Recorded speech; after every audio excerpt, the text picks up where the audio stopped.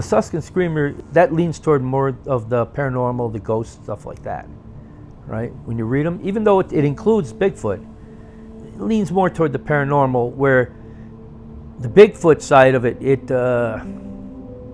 makes you think. I mean, I always try to leave things where people can make their own mind up, decide, look at what we have, look at the information.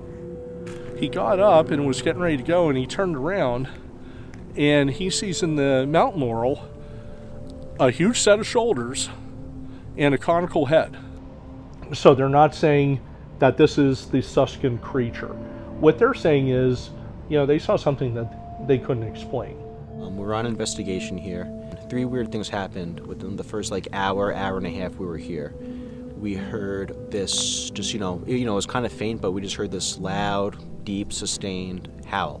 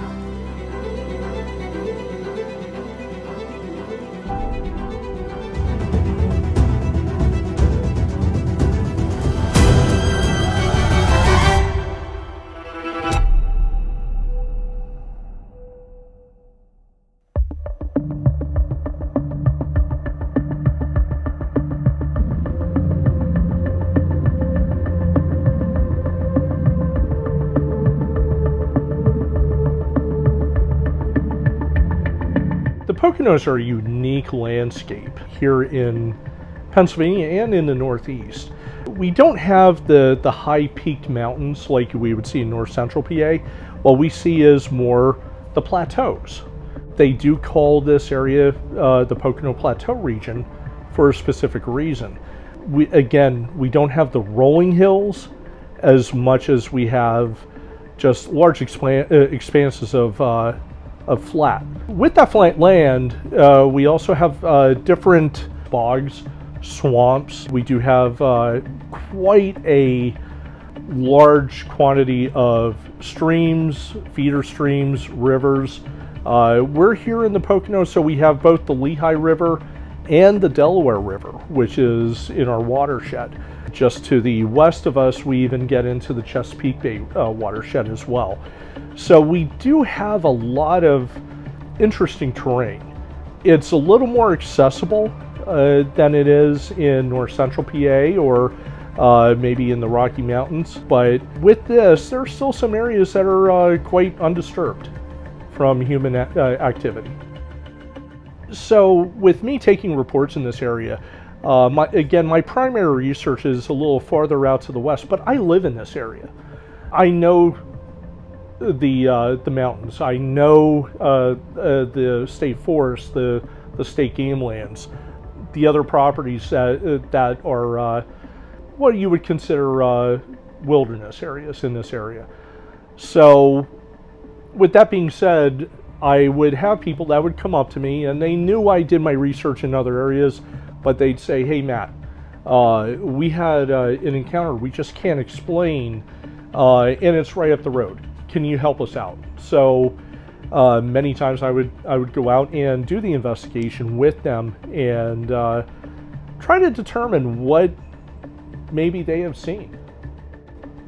Just in the Northeast PA area, first-hand encounters that I've had people come directly to me to talk to me about, I'd have to say at least 24. There's other second-hand and third-hand encounters that I was made aware of, and those probably go at least over 100 different encounters, whether it's someone finding footprints in the snow or in the mud, to somebody seeing something that they just couldn't explain, that doesn't fit into what we normally think as wildlife here in Northeast Pennsylvania.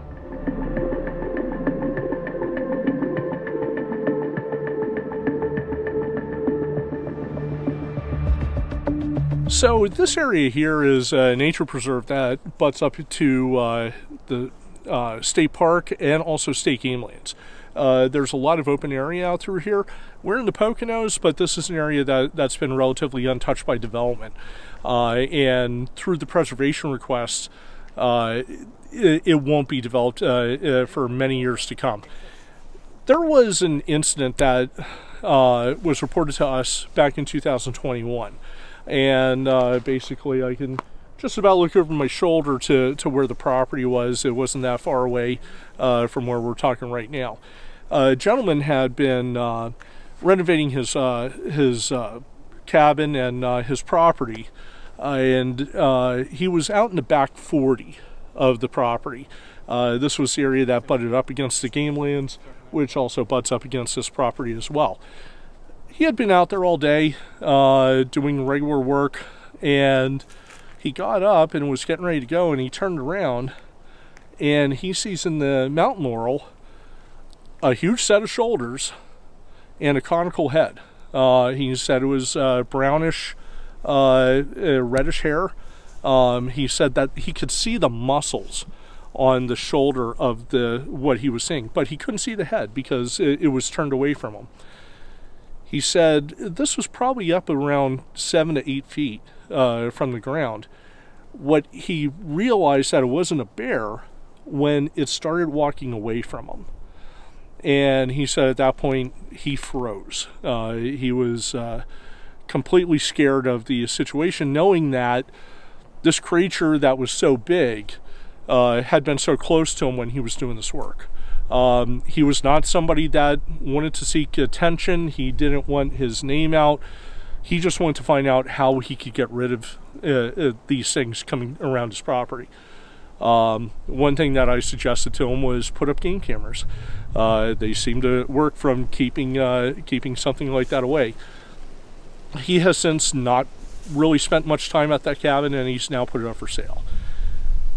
Interestingly enough, a few years later, I get a report from an area, and again, I'm just going to point out this way here, less than 5 miles away from where that report was. However, this encounter happened in 1992, as opposed to 2021. And what happened was the gentleman, he really didn't want to talk about what happened. He didn't know who to report it to. He knew that I was doing investigation, so he reached out to me. He said that him and his friends were doing a canoe camping trip along the Lehigh River, the upper Lehigh River. They had planned to make a stop in an area called Stony Creek, which is adjacent to the reservoir. When they stopped to go and get ready for their camp, they noticed an off-color boulder that was on the other side of the creek. And they said this thing was brown, black, and it really did not fit in with the rest of the boulders that were there. He said, as they were looking at it, he realized it wasn't a boulder. This thing stood up, was approximately 7 to 8 feet tall, did a turn over the shoulder to look at them, and then walked into the woods. He said the way that it walked over the rocks was so effortless and almost fluid-like when he walked into the woods. Once he went into the woods, it disappeared.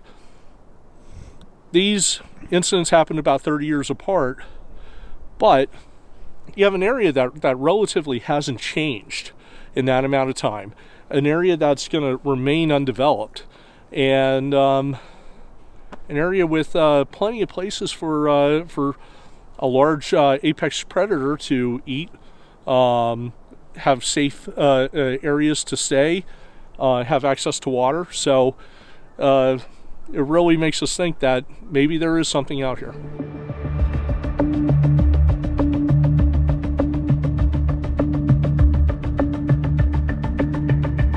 One pattern of consistency is sightings, especially Class A sightings in this particular area.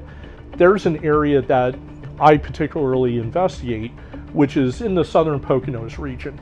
And it seems like every year between January and March, there is some sort of report coming from a relatively small area. This area also is adjacent to the Appalachian Trail. With that, it's very well possible that something that we don't know and we haven't discovered yet comes through that area during those months of January through March. After those months are over, there's usually no activity in that particular area. But between the months of January and March, there seems to be an influx of whether it's prints, vocalizations, or Class A visual encounter. And those have all been documented.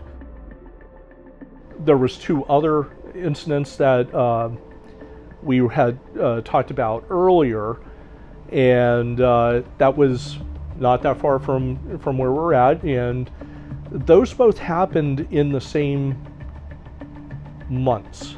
The only thing, though, is that they happened 30 years apart from each other, and literally less than 5 miles away, in that same general area with no roads, no houses, no developments, nothing between the encounter from 1992 to the encounter in 2021.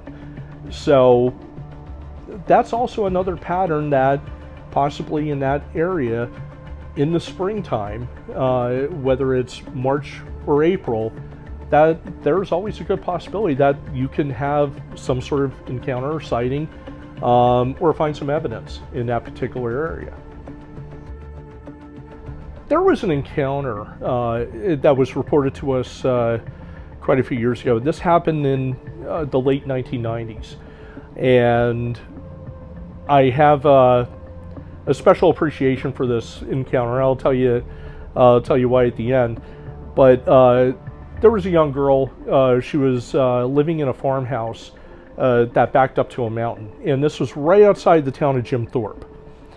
And she was washing dishes one night after dinner. The rest of her family were in the living room, and she just happened to look up, and they have the kitchen window backed up to the backyard, or looked out to the backyard. And as she was washing dishes, she saw a face in the window staring at her.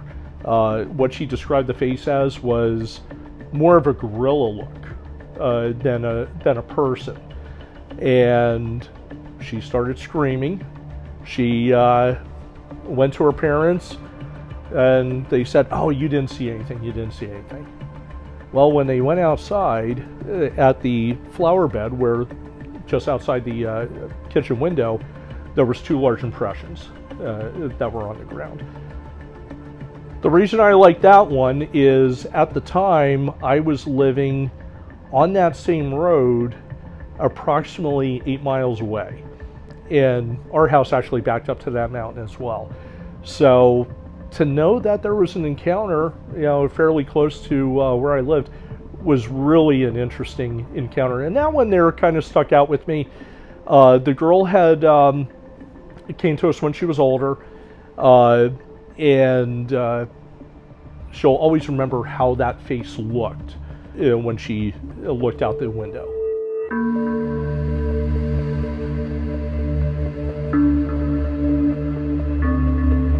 Right now we're in Luzerne County. We're on the infamous Suscon Road, which goes from down by Thornhurst all the way up to Pittston. Off to the east of where we are right now, we have state game lands, and then we go into state forest. So from the east of me, it's actually a pretty good stretch. Probably 10 to 12 miles of nothing but wilderness, some swamp, and not many roads. This area here has had some activity in the past. It's home of what they call the Suscon Screamer, which has been legend and lore in this area for probably over 100 years. We've also had other encounters and that were brought to our attention last year. I was informed from a young man that he found footprints off a logging road in this area. So is there something in here? We don't know, but it definitely has the habitat. It has everything going for it that something could potentially hide in here. And we do have a large population of bears, a very large population of bears in this area. We have a large population of white-tailed deer, turkey, coyotes, bobcat. So there is a lot of wildlife in this particular area. I've lived in Suscon, right on Suscon Road, my life. I'm 66 years old, and I've lived there basically in the same spot my whole life. My parents had the property. I got the property. I'm still there. Me and my wife, my kids. Right. Reason I got started was I had 2 books out: Suscon Screams and Suscon Screams Louder. And I heard over the years, I heard all these stories from the old timers. They used to talk about, yeah, there was this, there was this. Did you see that? Did you hear that howl last night? Tell me all these stories about the lady in white, about the Black Bridge up there, and it was a lot, like many different stories. And okay, used to listen to them. And then I started hearing these younger kids talking about the stories, and they're different. It just seems that over the years, these stories morphed into something else. They were totally different. They were kind of, I shouldn't say any of them are believable, but they're way out there. They were, too far stretched out. So I started jotting down all the ones that I could remember, all the old stories, checked if some of the old timers are still around, wrote down all the stories I could find, the original ones, and put them all together. And I had them in a book for a while. And I was letting people read it, and they said, you ought to get this published. You ought to do something with this. And so I went out and found a place I could self-publish. I just started selling the books like that. And I mean, I've got stories on Bigfoot. I've got stories on Lady in White, which a lot of towns have a Lady in White, a ghost that comes through, right? I don't know how many of them got them, or we got witnesses that say they've seen the Lady in White up there, right? Suscon Road itself is known as a body dump. A lot of murders happen. They take the bodies because Suscon Road's 18 miles long and it's desolate. You get up there after the first mile or two going up, there's nothing. It's just dark, snaky road.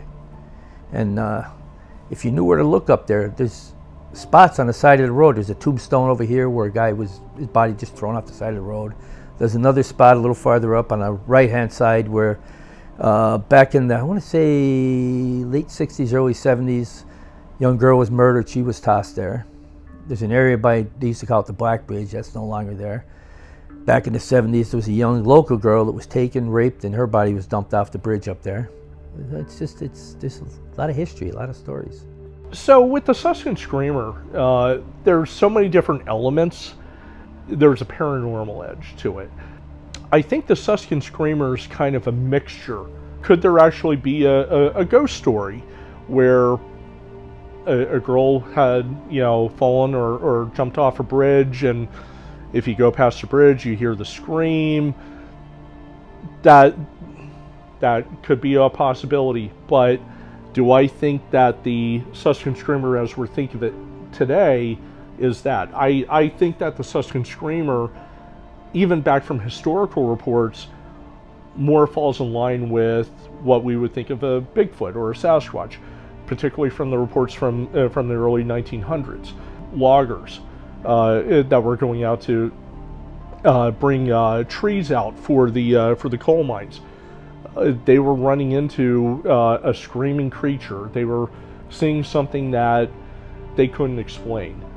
They thought it was a bear man. So when you think of people saying back in the turn of the century, before the term Bigfoot came out, that they see a bear man, what comes to mind now in the 21st century? We would think that, okay, maybe they saw a Bigfoot. There's a lot of people that say the Suscon Screamer is the lady in white, that she screams and, she goes down the road, screams. Some people pick them up in their car, and she's gone by the time she gets down the bottom of the hill and she screams. There's a lot of people that say that. There's a lot of people that lean toward the Bigfoot theory about it, which probably makes more sense, that they scream and things. Now, there's people that say no such thing as Bigfoot. That noise you hear is a fisher cat. And a fisher cat does scream. It makes a loud noise. The only problem with that theory is The screams and everything that people are reporting go back 100 years. Fisher cats weren't reintroduced into this area until, let's say, 10, 15 years ago. There was no fisher cats. They were extinct. Game Commission brought them back in. So you might hear them screaming now, but what was making the noise 20 years ago, 30 years ago or so?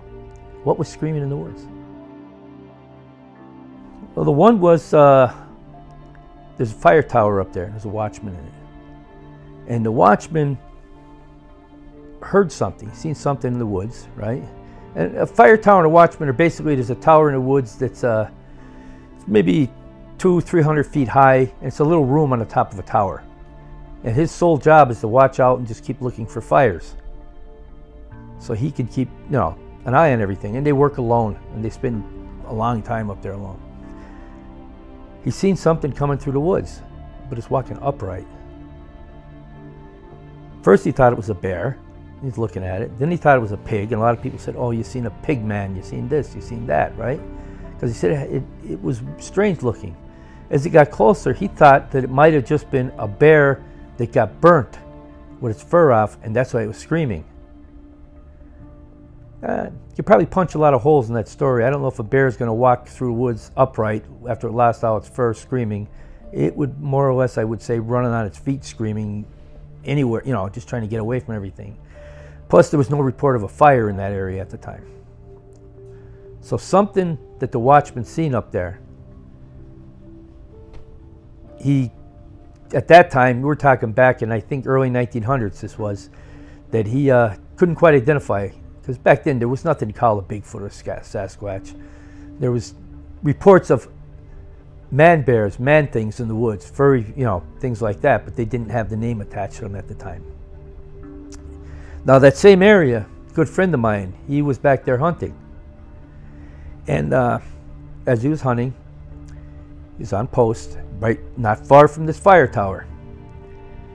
And he hears something coming through the woods, so he's waiting to see if the deer come out, because it was deer season. And out comes, best way he described it was about 8 foot tall, black fur, right? He said with a kind of a pudgy face. He said he got that good of a look at it. He said it looked at him, it reached up and started ripping branches down off the tree. He panicked, he ran, he left the area quick. Now the fire tower is a good 2 miles in the woods now. He probably hustled quite a bit to get back out of the woods to his vehicle. He was so terrified that he ran to the Game Commission to report that he seen something up there and he got to go up and see what this thing is. Game Commission didn't believe him. It got to the point where they used to publish a little book called the Pennsylvania Game Commission News. And every month, you'd get this little book if you subscribed to it. It was a freebie. You get it with your hunting license and different things. On the back page, the back cover, they printed a cartoon of a hunter running out of the woods by the fire tower, dragging a 6-pack of beer with Bigfoot chasing him. So, I mean, they did not take him serious. They kind of just played him down. He went back up to the area after the Game Commission, found the whole area where he seen this thing all tore up. He said all leaves were all scattered, like something was just digging around, rooting for something to eat, all tore up.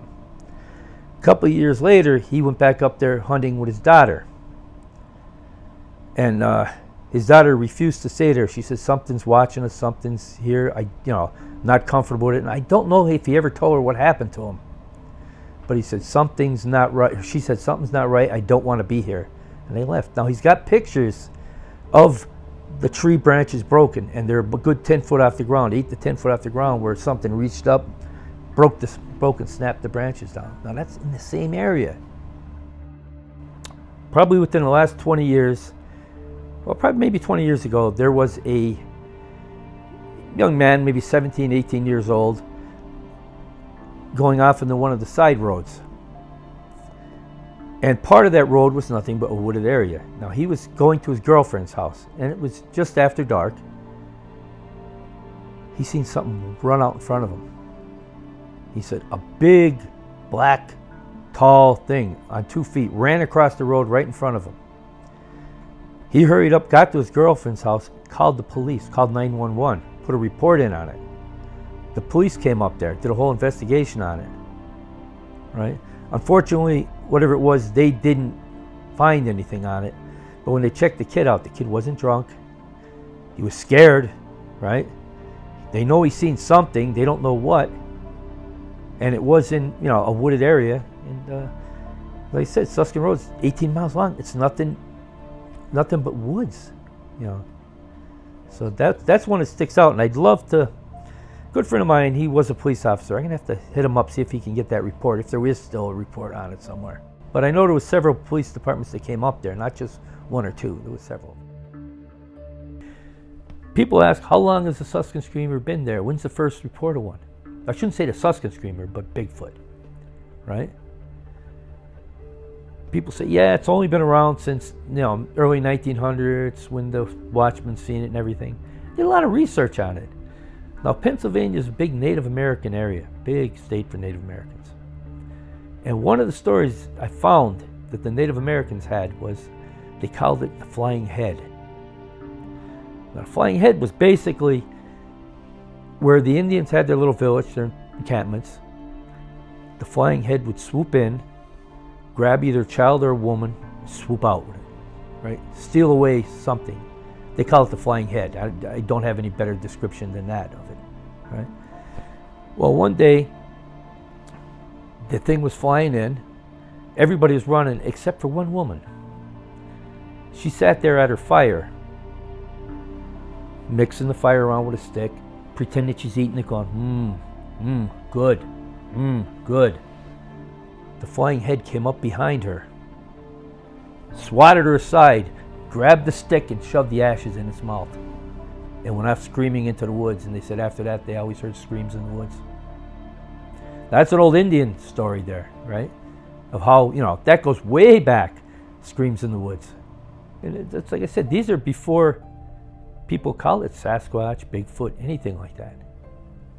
You know, these are long before that. There's another one. You want documentation on it? 1972. If you could find it, local newspaper, Times Leader newspaper, right? I'm not sure if that, it might have been Times Record or something else at that time, but it's called Times Leader now, if you get into their archives. I believe it was 72, 74, somewhere in that area. There was a family up on Suscon Road. There's two lakes up there, Mountain and Middle Run Lakes. And it's a nice little area. People, you know, people live obviously around the lake. It's a, you know, they seen a family of Bigfoots. They seen a woman, a man, I guess a male, a female, and two young children of Bigfoots. And there was a big article in the newspaper about that.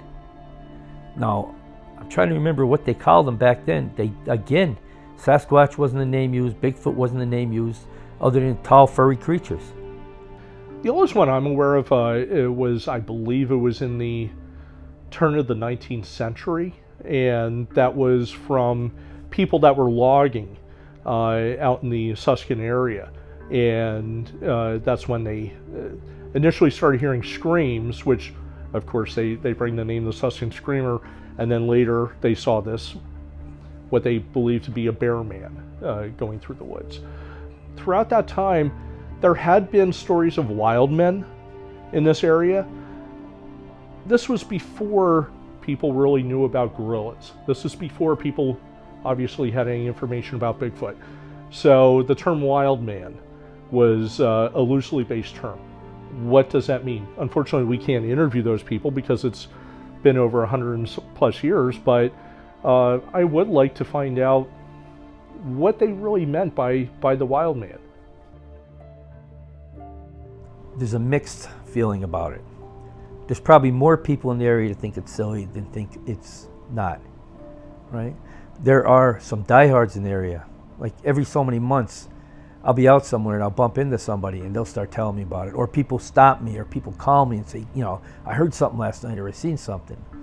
Like the one guy, he's talked to me about 4 or 5 times that right in his area of his home, he's heard the screams, the knocks. He swears he's seen something run.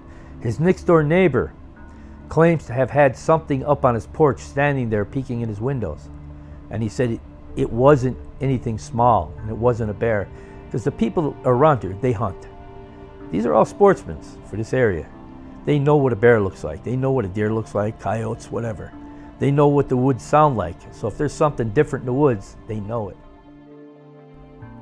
If you went back 10, 15 years, everybody knew everybody up there. They just wanted, it's like their own little area. It's Suscon, we live here, we hunt, this is it. Everybody knew everybody.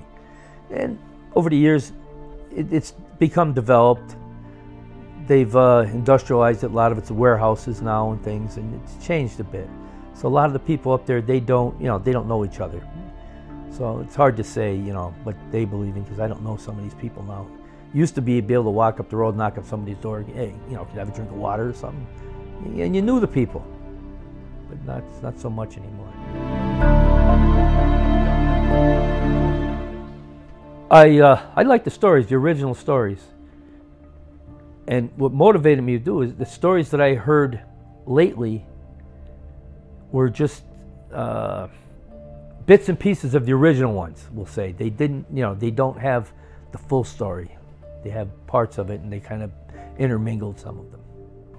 It's hard to attach the Suscon Screamer with Bigfoot. Like, it's a whole different, I'm planning on just writing a book on just that, right? The Suscon Screamer is a whole, that leans toward more of the paranormal, the ghost, stuff like that, right? When you read them, even though it includes Bigfoot, it leans more toward the paranormal, where the Bigfoot side of it,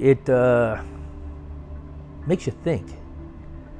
I mean, I always try to leave things where people can make their own mind up, decide, look at what we have, look at the information. Don't believe what I say. You watch it and you see what you think, or you read this and tell me what you think. It seems that if they're saying it's a ghost story, you've got the paranormal people, you've got a lot of the kids, and a lot of people that want to go for a ride up there. And they want to see, oh, maybe we can see this ghost. Maybe we'll see the lady in white. Maybe something will come out, right? There's a lot of like that. They want something to happen. They want to just maybe take the girlfriend up there and scare them, right? Then there's the Bigfoot section of it, where people say, I was up on my porch, or I was out hunting and I seen this, or I'm out in my backyard and there's something in the back screaming, I can hear it. And they go back there and they say, there's trees knocked down, there's footprints like this big back there, and so you got the serious side of it. Then you got maybe not, I shouldn't say not serious, because maybe there is something to the paranormal. There is Suscon Road, there is something strange, something else going on up there. Whether you believe in all the stories or not, that's up to whoever, wants it, but there's strange things that happen up there.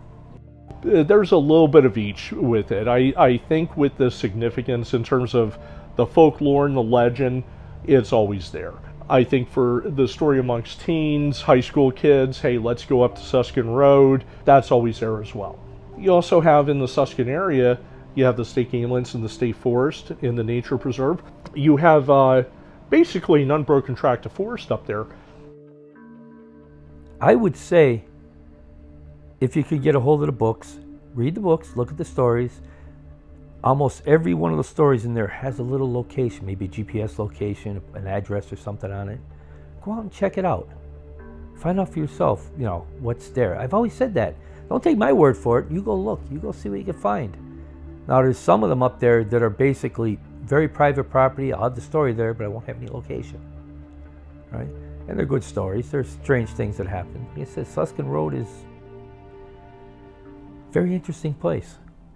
And usually we find around September, October, a lot of the kids decide, I'm going to go for a ride up there. I'm going for a ride, see what I can find.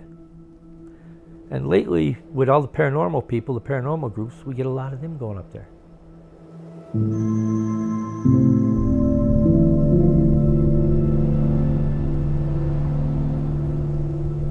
I don't think that people are putting two and two together. The people that came forward, now again, we're in close proximity to Suscon Road, but we weren't on Suscon Road. So they're not saying that this is the Suscon creature. What they're saying is, they saw something that they couldn't explain. They saw something that they were told doesn't exist. And quite honestly, the one guy that was in 2021, it scared the living daylights out of him, to the point that now his property's up for sale. Do I think that there's a connection? It's close enough to Suscon Road. On the other side, we were on the western side of the Suscon region, which is along the Lehigh River, Francis Walter Dam area. Over to the east, which we didn't really get to explore, there's a lot of bogs. There's a lot of swamp. There's a lot of areas that really, even as a hunter, I'm not going to go and put my waders on and go through, 2, 3, 4 feet of mud to get through. But if I was wanting to stay away out of human presence, that's probably where I'd go. Suscon just happens to be right in the middle between the two. My concern is mostly up here in Suscon. Right now, I do know down here in Plains, not far from where we're at here, there was a sighting probably 15 years ago or so in a very well-developed area where people came out and there was, for lack of another word, a Bigfoot digging in a dumpster. It actually had the top flipped up and it was pulling stuff out of a dumpster. It wasn't a bear, right? Because when it left, it walked away. It didn't, like a bear, if you spook a bear, it's going to run in 4 feet. Another one right down here in DuPont. That's only, what, about 3 miles down the road from here? A guy reported one in his backyard. Now, his house goes right against Suscon, we'll say. There's Interstate 81, Pennsylvania Turnpike.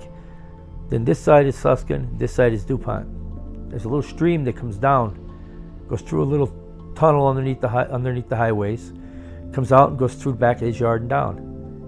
He's seen one in his backyard. He said he thinks they run through that tunnel instead of through the highway. They run up through that tunnel. For work, I would have to drive the Suscon Road at least once a month to go up to another facility.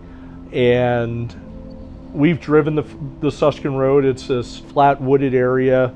But then once you start to get on the other side, you start seeing some civilization. You start seeing a couple of cabins here and there, and you start seeing more houses.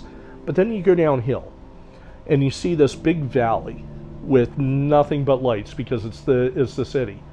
But then on the other side are the mountains to the west. And Wilkes-Barre, Scranton, and all the towns in between are all built in this valley. And then you have the other smaller towns which are up on the mountains. But basically, you have the Pocono Mountains that go stretch to the east and go basically all the way to the Delaware River into Sussex County. And then to the west, on the other side here, you have these mountains that basically go into north central PA, almost untouched. So one area in particular is Ricketts Glen State Park, which is a very well-known state park. There's also State Game Lands 13, which is adjacent to it, the largest state game lands in the state. And as much as it is, it's really only about 35 minutes away from Wilkes-Barre, just due west. So you have these wild, natural wilderness areas, literally, a half hour to 45 minutes away from the city. And there have been sightings, there have been encounters in that area. And again, it's just a short drive from here to there. So Tamaqua area, which is in the very southern part of the Poconos, that is an interesting area. You have, again, the Appalachian Trail nearby. You do have lots of mountains. You have a lot of old coal mine areas as well. And in Tamaqua, particularly a little farther to the west, between Tamaqua and Pottsville, is an area called Tumbling Run. Tumbling Run is an old-growth forest that surrounds a reservoir that provides water for the city of Pottsville. Through that area, there's been sightings consistently throughout since the 1960s. So there's been Class A sightings there. There's been footprints that were found in that area. But with that, we don't have enough data really to say, is it seasonal? Is there something that's there all the time? We don't know. I think because of the reports are a little more fewer and far between. I would say that anything coming through may be just passing through, as opposed to staying in that area.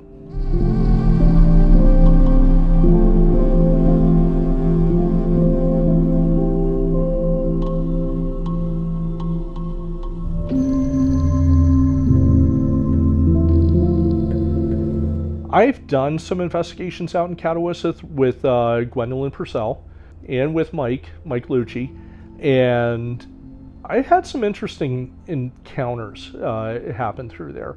One, which wasn't my investigation, but it was with my partner Sean. He had a farmer who was walking from his farmhouse over to the barn in the morning to milk the cows, and there was a large bale of hay, circular bale of hay that was out in the field, and he sees somebody walking past that hay bale. Well, these hay bales are about 7 to 8 feet tall. He also had footprints that were found. So he had Sean and a group of investigators that I investigate with go to his area, and they, they had some activity. So they were definitely interested in that, and that was right outside the Catawissa area. I was out one night with Gwen and quite a few other investigators. Yeah, so happened about 2.5 years ago. We were on investigation here, and it was the night of June 4th, 2022, and we got here around 11-ish. So three weird things happened within the first hour and a half we were here. Around 11:26, between 11:26 and 11:30, we heard this, just it was kind of faint, but we just heard this loud, deep, sustained howl that we caught on audio.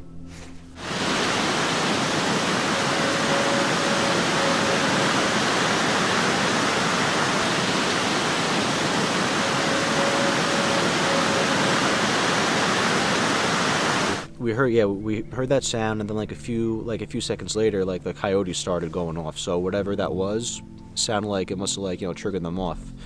This here is the kind of the spectrograph reading of it. So this right here is the signature of that unknown howl that we first got.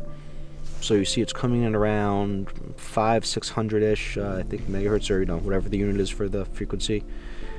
Right, that, and it's just the solid line, line right here. And then, so there's that. Then a few seconds later, these are the signatures from the coyotes. Now, granted, they're a lot fainter, but you can see the signatures look, a lot different. They're more, a little swivelly, they were more swivelly, I guess, but they're at much higher frequencies than whatever, we originally heard. They're not as, solid and sustained.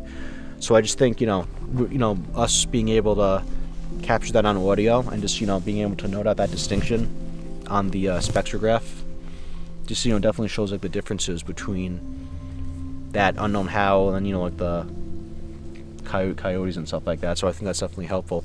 I'm not saying I know what it is or what it isn't, but in my opinion, what the spectrograph shows is just these sounds are just two totally different signatures. I'm not saying it is or it isn't a Bigfoot or anything like that, but in my opinion, at least, what made this wasn't the same as whatever made these, the coyotes. Just to give you a little context, this 5 road that we're on, when we drove up, there were all these pull-off areas, parking areas. There were about 9 or 10 of us, so we had 3 groups that we kind of pulled off for each area, and within each of those spots, they're separated by about quarter mile, half a mile. So from the first group to my group, it was just me and one other person. We were the furthest, because this is kind of where the road ends. That gate over there, it's closed during the summertime. From that first group to our group, we were probably spread out about a mile and a half or so up this road. So there was that first howl we heard, and all 3 groups heard it. We had about 3 or 4 different audio recorders that captured it. I think the one I had, it was set up one of those rocks over there. That one, I think that one definitely caught it the clearest. And you know, like it was pretty much like in this like exact spot. The truck that we took, it was faced like in this direction. It was kind of like over here a little more, and it came from this direction over here. So if you look on like, you know, like the maps, as the crow flies, about like a mile and change from here to over there, you know, there's like that ridge line, but there's also like a power line and like, you know, this marshy area. So you know, like in theory, I guess that's kind of like ideal habitat for what we all want it to be. So that, you know, that was the first thing that happened. Shortly afterwards, the section of forest between where I was and the second group, me and the other dude I was with, and I got this on audio as well. We started hearing like these knocking sounds, but they're, you know, they were like in succession. It was like, you know, we heard about 8 or 9 of them, and it was like, you know, bang, bang, bang, bang, bang, bang, bang. Kind of like in that rhythm.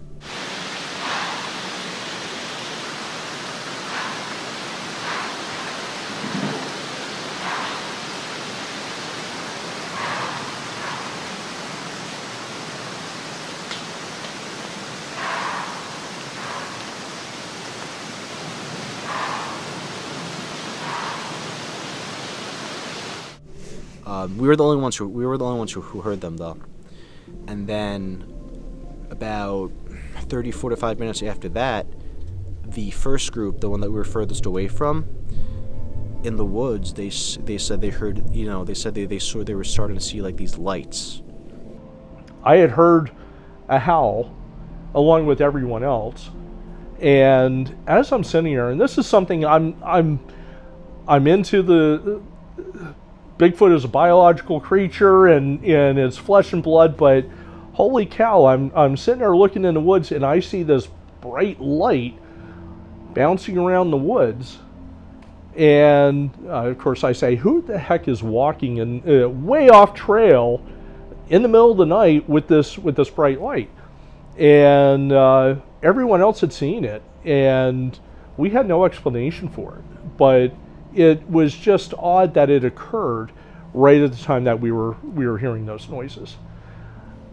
Kind of threw a loop on me because, again, I'm thinking more, you know, of, you know, what my beliefs are in Bigfoot as a flesh and blood creature, but that was just pretty odd to see that in the woods and to see that with my own eyes. Because, you know, like we were kind of like spread out. Our radios, they really didn't do too well, like, you know, having all 3 groups doing at once, so we kind of had to do a bit of like a mesh network communicating, but yeah, kind of like that.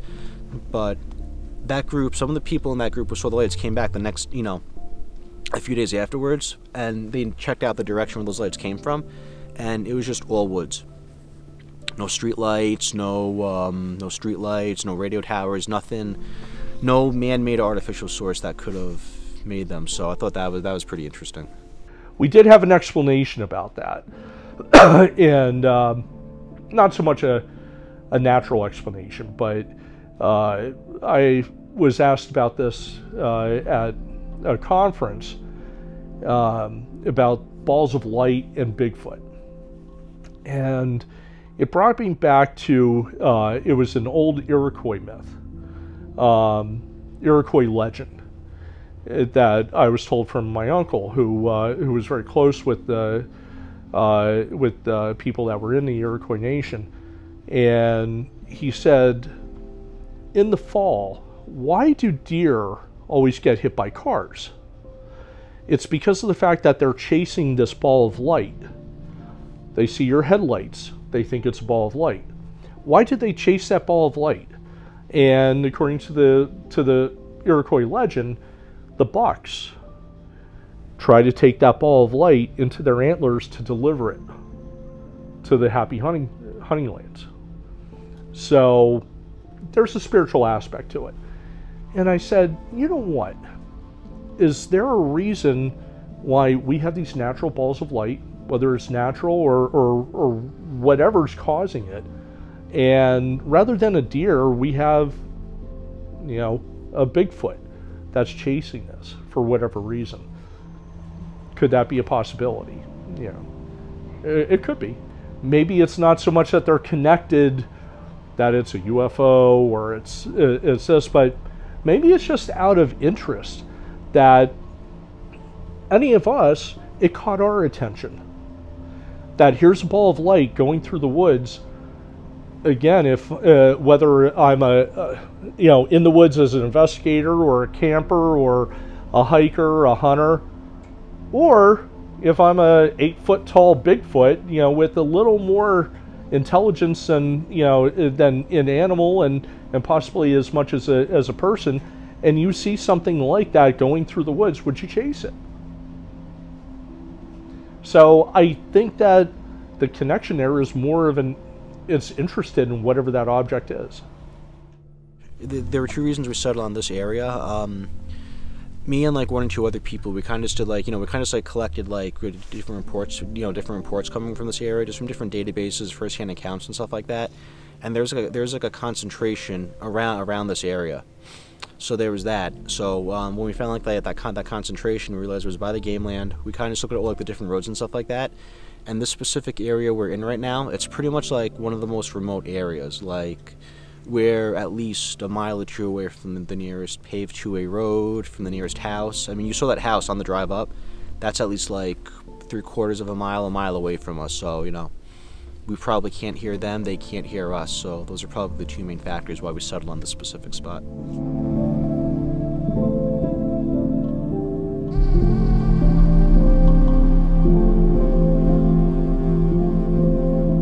I think the big thing with this area is I think there's probably more reports that go unreported.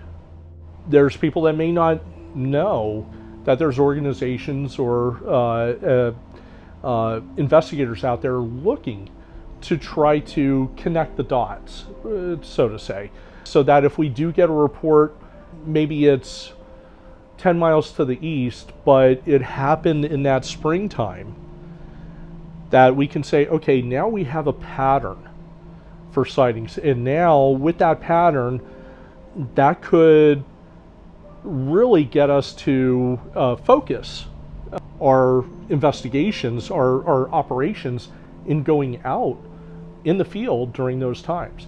So I do think if people were more open about it, again, their sighting that they may see may have been a bear. And I've had plenty of those people come forward, especially with prints, where they come forward and they say, hey, I've seen a print, it looks like a human print, and there's ways to determine whether it's a bear print or a human print. Any good tracker will be able to tell you that. And sometimes they are bear prints, and we tell them that. And sometimes that makes the people feel a little better when we let them know that. But if we don't get those reports, that one print that person may not think anything about may actually be a print that is something that we can cast, something we can set forth to Dr. Meldrum and possibly get additional evidence from. Yeah, I mean, I think at the very least, they, if they're real, they could at the very least they definitely might like come through the area every now and then. I think definitely has everything that they would need to like set up shop here or go through undetected.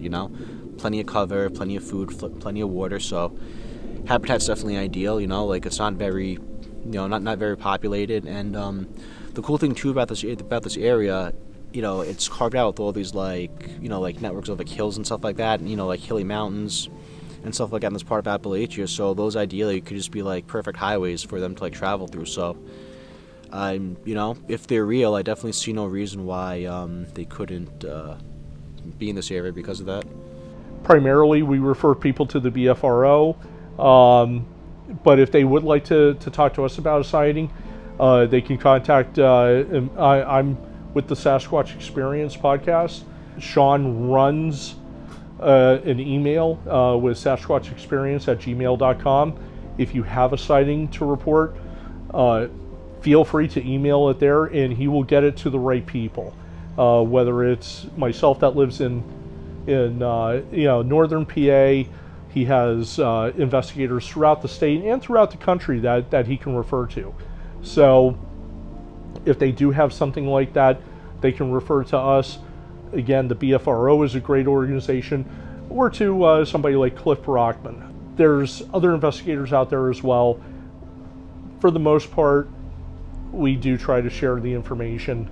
And again, our biggest goal right now is to try to connect the dots, to try to get this data, to try to formulate it so that we can say, okay, there are patterns, and if we have these patterns, this is where we can spend our time on operations, as opposed to going somewhere that had a sighting 2 years ago, but there's no other sightings in that area. If we go to a place like we have out here, where we know in March or April that something may happen, we're going to try to put people on boots on the ground in that area.